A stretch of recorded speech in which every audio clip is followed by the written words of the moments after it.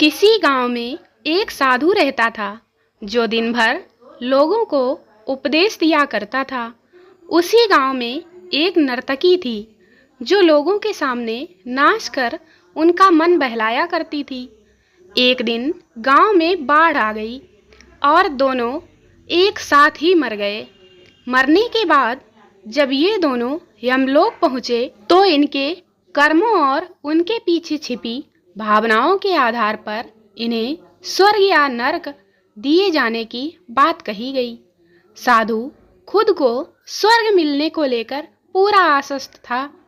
वहां नर्तकी अपने मन में ऐसा कुछ भी विचार नहीं कर रही थी।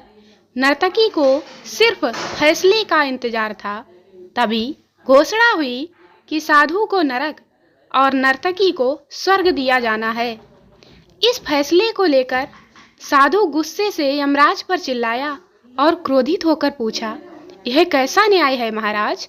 मैं जीवन भर लोगों को उपदेश देता रहा और मुझे नरक नसीब हुआ, जबकि यह स्त्री जीवन भर लोगों को रिझाने के लिए नाचती रही और इसे स्वर्ग दिया जा रहा है। ऐसा क्यों महाराज? यमराज ने शांत भाव में उत्तर दिया, यह नर्तकी अपना पेट भरने के लिए नाचती थी, लेकिन इसके मन में यही भावना थी कि मैं अपनी कला को ईश्वर के चरणों में समर्पित कर रही हूँ, जबकि तुम उपदेश देते हुए भी यह सोचते थे कि काश तुम्हें भी नर्तकी का नाच देखने को मिल जाता।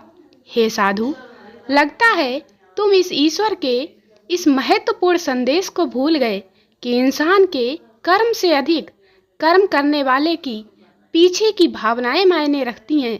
अतः तुम्हें नरक और नर्तकी को स्वर्ग दिया जाता है।